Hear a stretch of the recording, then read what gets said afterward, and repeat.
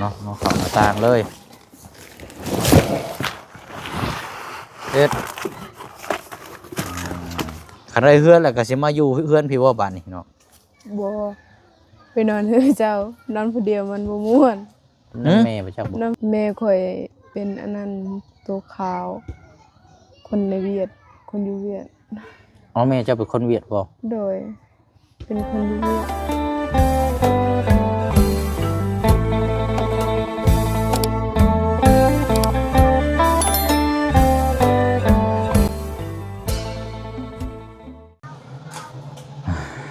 พี่น้องเนาะเปิดภาพม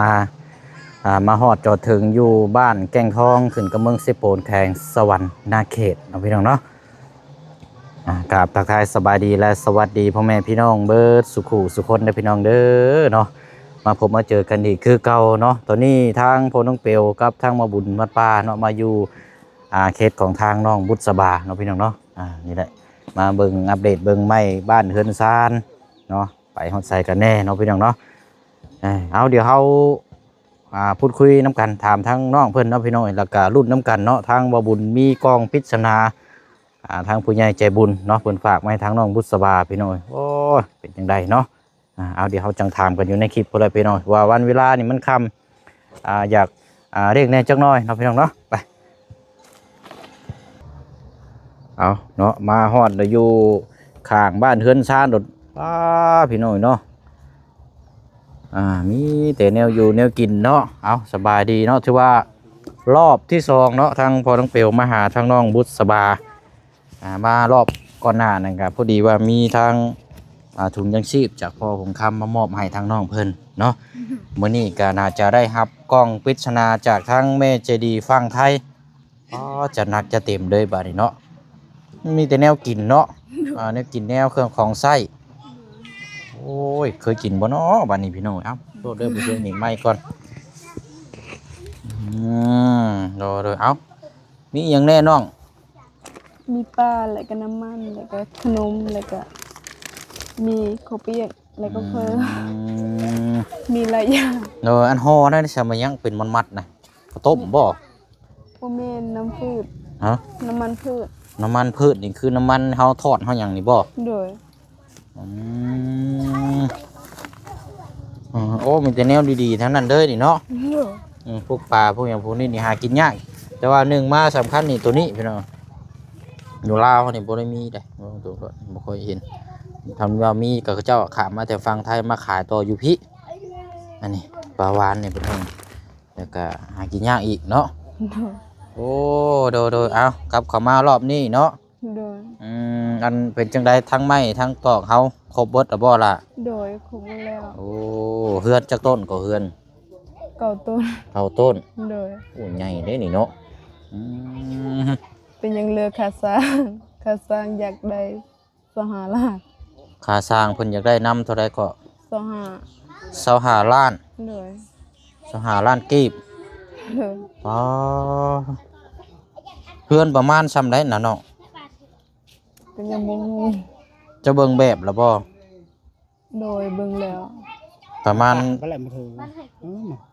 แบบเพื่อนน้องไม้บ่อ๋อเฮือนน้องไม้น้องทายหั่นบ่อ๋อสิเอาทรงแบบซั่นบ่โดยโอ้มันใหญ่เฮือนนั้นน่ะเนาะ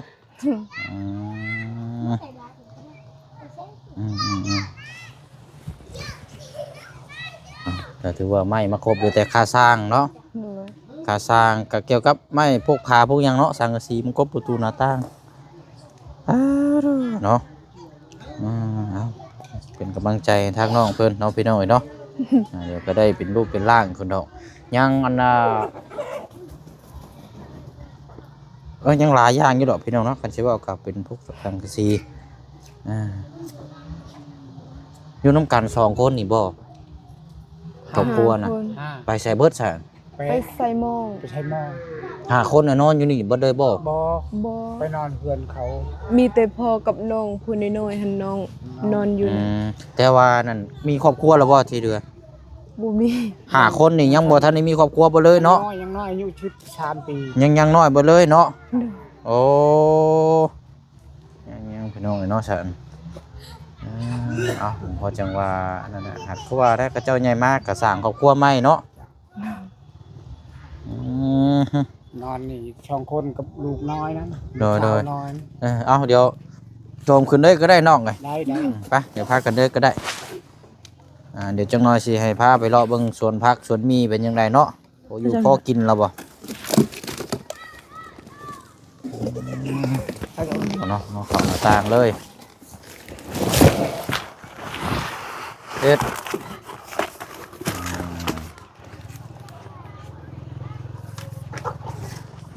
มีแต่ปลาใช่ไหมเนาะเพื่อนบ่ยังใกล้น้ำเซใช่ไหมเนาะยังได้กินปลา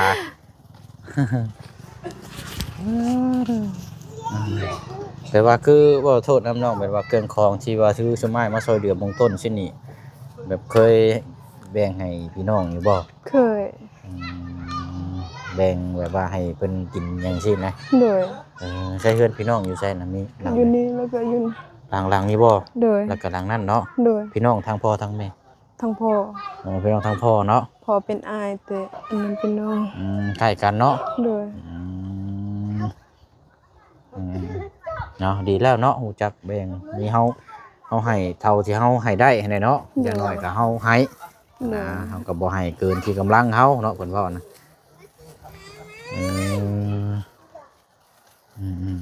แต่ว่าทางน้องนี่ตอนนี้ก็ยังนอนอยู่พุ่นบ่ โดย อยู่เพิ่นน้อง พ่อ น้องหัวเนาะ โดย เพิ่นน้องหัวพี่น้องโอเคไปเดี๋ยวพาไปเบิ่งสวนผักแหน่จังน้อยซะเนาะ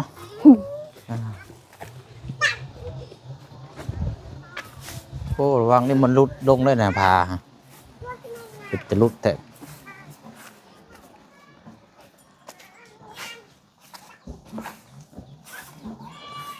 ซานนี่แหละนี่เนาะใช้นะพักนะพอมือใส่ลาบนี่มีอยู่บ่นี่โอ้เป็นหมักแตงเนาะ โดย อันนั้นนะใช่ไหมน้องมันนี่คือ อันนั้นมันตาย ฮะ มันตาย เจ้าบ่ได้ปลูกต่ออีกบ่ ว่าสิปลูกต่ออยู่ แต่ยังไม่ทันซื้อ แต่ว่าผักชีกับผักหอมนั่นกินได้แล้วเนาะผักหอมแล้วเนาะเอาอันนี้ฮดแล้วบ่นี่นะเนาะ หมดแล้ว ฮดเรียบร้อยแล้วเนาะ โดย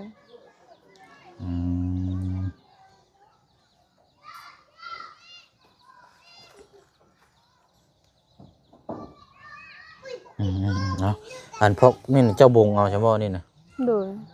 บงเอาอันนี้เนาะ โดย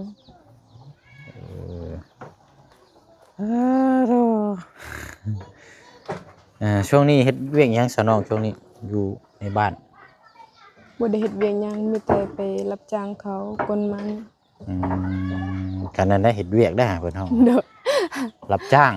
โดย เจ้าหันบ่ โดย รับจ้างขุดมัน โดย วันเท่าไรเนาะ วันละแสน วันละแสนไปแต่จักโมงนี่นะ ไปแต่ตื่นแต่5 โมงเขาเฮ็ดเวียกประมาณ7 โมงกินข้าวแล้วก็เฮ็ด กินข้าวแล้วก็เฮ็ดเลย โดยเมื่อประมาณ5 โมง เมื่อยอยู่บ่ เมื่อย สร้างเว้าเนาะ โดย เฮ็ดเวียกก็เมื่อยแล้วพี่น้อยเนาะเดี๋ยวพี่น้อง FC ว่าเว้าเสียงก็ สร้างว่าแท้เฮ็ดเวียกมันก็เมื่อยแล้วสิว่ามาย้อนใส่ข่อยอีกแหละดีแล้วเนาะเมื่อยก็เมื่อยนั่นแหละคือบนห้องว่าเฮ็ดเวียก โดย ถ้ามันบ่เมื่อยก็คือบ่แม่นแล้วเนาะคือบ่แม่นคนเฮ็ดเวียกรับจ้างคนในบ้านนี้เนาะ โดยบางเทื่อคนในบ้านนี้บ่มีคนในบ้านนี้จ้างแล้วก็ไปอันนั้นไปเฮ็ดงานจีน เอาให้งานจีน โดย เกี่ยวกับหยังน่ะเนาะ ตัดอันนั้นไม่วิก ตันไม้วิก โดยทางป่า แม่นช่วงนี้ก็ตัดไม้วิกหลายเนาะ โดย เดี๋ยวไปยืนอยู่หั่นก็ได้มันยังมืดพี่น้องยืนอยู่ข้างศาลเจ้านี่อันนี้ก็ห้องศาลคือกันบ่อยู่พี่กะ โดย แม่นบ่ โดย มันยังในหม้อนี่ บ่มีหยัง มันมาเปิดอย่ามันหลุดออกนะ พอ โอ้มันยังเนาะ โดย ใช้หนึ่งแล้วบ่เข้าน้ำ โอดีหนึ่ง กินข้าวอันนั้นข้าวเย็น ข้าวเย็น โดยยังหลาย โอ้แสดงว่าตอนเช้านี่1หลายนี่เนาะ โดย ก็เลยว่าตอนแรกนี่เฮาบ่ต้องนึ่งนะเฮากินมันบ่แข็งบ่ซะเนาะ แข็งแต่นั่นบ่มีอาหารกินแล้วก็กินข้าวเย็นคันเวลามีอาหารแล้วก็อันนั้น อืม มักข้าว เดี๋ยวอ้ายสิบอกสูตรเด้อถ้าจะกินข้าวแซ่บถ้าจะกินข้าวอ่อนนิ่มเนาะ โดย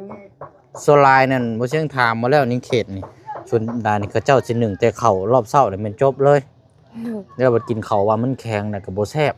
โดย สุดท้ายได้บ่แม่นมันเป็นน้ำเฮาเอง โดย คันว่าเฮาขยันพอหรือว่าคันเฮาอยากแซ่บจูไผหนึ่งรสตะแรงอุ่นหนึ่งมันก็สิแซ่บแล้วมันก็สิมีอันนี้คุณภาพเนาะในการกินรอมึงเด้อ โดย รอบนึงข้าวนึงน้ำให้พ่อเขายังลองกินเบิ่ง โดย อืม หากกับมื้อนี้บ่ได้นึ่งข้าวกินข้าวเย็น อืม ตลอดมีแต่นึ่งข้าว โดยส่วนหลายนั่นบ่ค่อยเห็นอันนี้คือทางอาเจืองน้องห้างกับบางเทื่อกับไม่แต่หนึ่งตอนเช้าแล้วตอนแรกมื้อนึงนั่นก็แล้วบ่จมว่ากินข้าวมันแข็งกับบวกกับข้าวให้เนี่ยเนาะมันจะแข็งได้อยู่พี่นี่ โดย เออเอาไปเดี๋ยวพาไปเบิ่งไม้เส้นเขาเนี่ยพุ่นละเบิ่งน้ำกันก่อนไปตักระบ่อน้ำมื้อนี้ ตักแล้ว ตักเรียบร้อยแล้ว โดย น้องเนาะโตเราใหญ่อยู่เนาะน้องบุตรน้ำหนักเท่าไรน้องโทษเด้อเคยชั่งหรือบ่ 65 65 โล โดยหากกับมื้อแต่เฮ็ดเวียกอยู่สวัสดิ์68 เอามาพี่ก็ได้พี่มาเปิดเบิ่งไม้อยู่หาลองเบิ่งก่อนน้ำหนักมัน68 โล โดยเดี๋ยวนี้มันลง เดี๋ย แล้ว ว นี้เท่าไรก็ 65 64ประมาณ เอ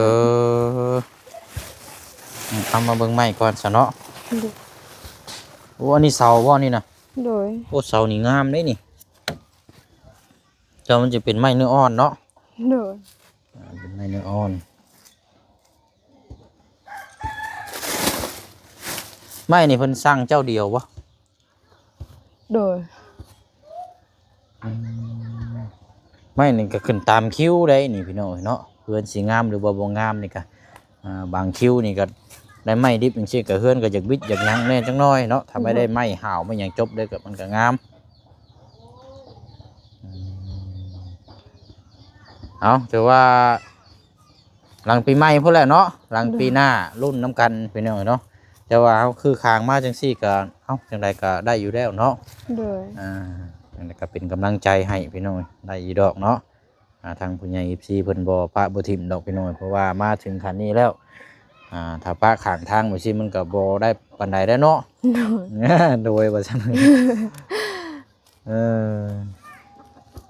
คันได้เฮือนแล้วก็สิมาอยู่เฮือนพี่ว่าบัดนี้เนาะ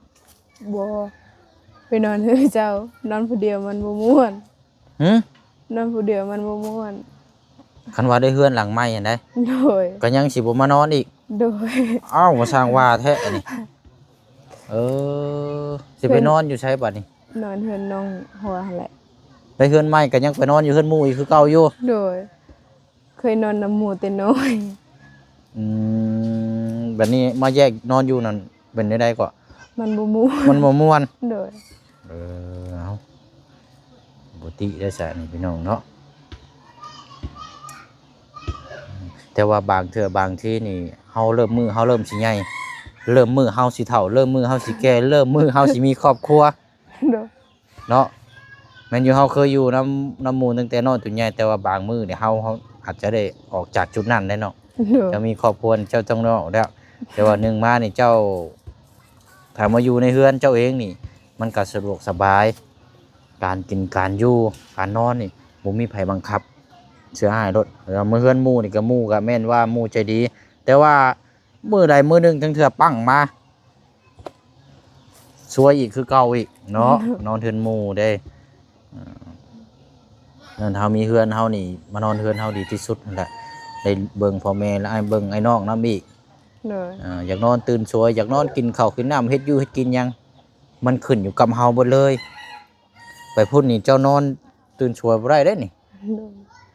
หรือว่าน อนตื่นสวยประมาณ5 โมงแล้วก็มื้อนึงข้าว 5 โมงตีห้าเนาะ โดย ตีห้าแล้วเจ้าย่างมาพี่ โดย มาหนึ่งข้าวอยู่เฮือนพี่เนาะ โดย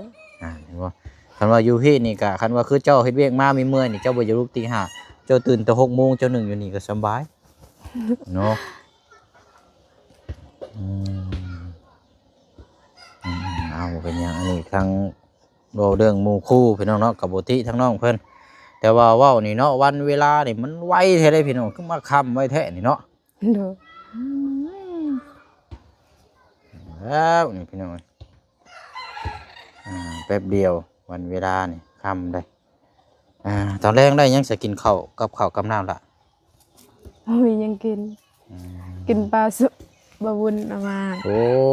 เนาะสิเฮ็ดหยังกินนะบัดนี้ ทอดปลา ทอดปลา โดย เออเอานั่งลงก่อนก็ได้ซะเนาะอันเดี๋ยวนั่งพูดคุยกันเดี๋ยวอยู่นี่เลยละพี่น้องเอ้ยเนาะ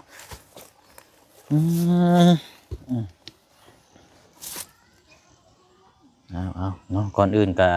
ดีใจนำด้วยน้องเด้อ โดย เพราะว่าหนึ่งมาสำคัญก็คือไม้นี่แหละเนาะเรื่องว่าเนินซานถ้าบ่มีไม้นี่มันบ่รอดได้เนาะ โดย อันทั้งเบิดทั้งมวลนี่ค่าใช้จ่ายนี่เบิดยอดเท่าไรแล้วนี่ไม้ บ่ฮู้ลืมแล้ว เอาทางทีมงานบ่ได้บอกเจ้าบ่ บอกอยู่แต่โดนแล้วมันลืม ลืมแล้ว โดย ประมาณเดือนเก้าต้นเนาะประมาณโอ้16 17 18พุ่นบ่จักเนาะ โดย 17 18ล้านพุ่นบ่จักพี่น้องบ่อยู่ดอกนี่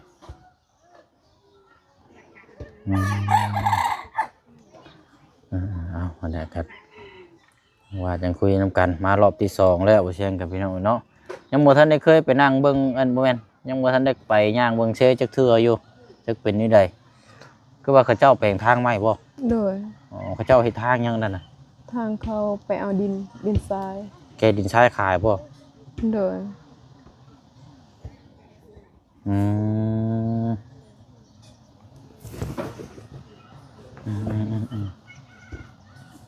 ก็ได้ว่า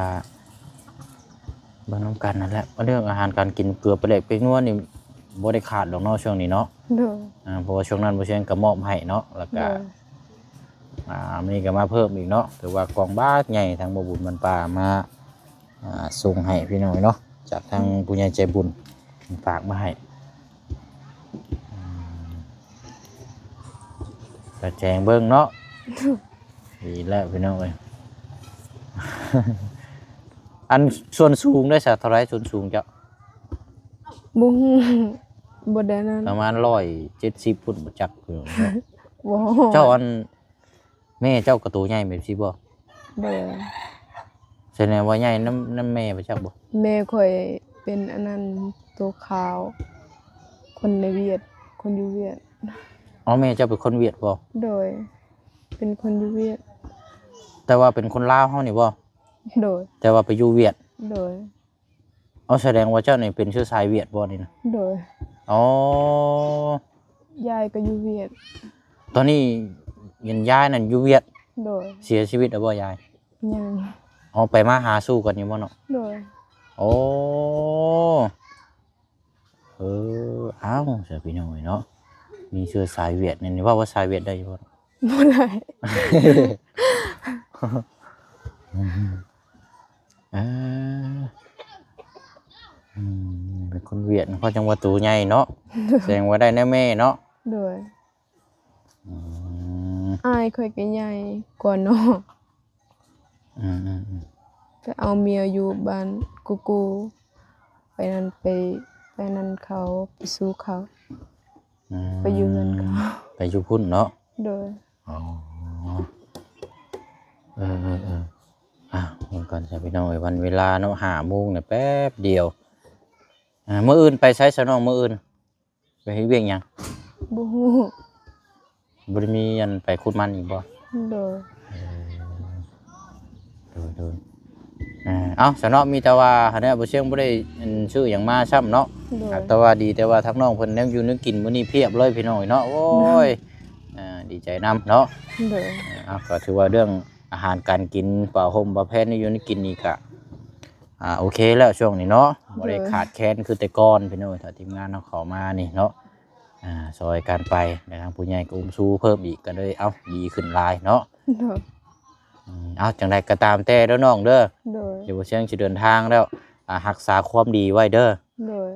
รักษาความดียึดมั่นไว้ประคับประคองไว้เนาะ โดย ตั้งแต่เฮาพบเจอกันตั้งแต่ทีมงานเข้ามาที่ผู้ใหญ่เพิ่นสุดซอยที่เพิ่นอุ้มสู้เด้อ โดย อันใดมันดีเฮาเฮ็ดเอาอันใดมันบ่ดีเฮาบ่ต้องสร้างเด้อสร้างเอาแต่ในความงามความดีเนาะ โดย ให้คุณฮักคุณแพงเป็นจังไดจังว่าจังซั่น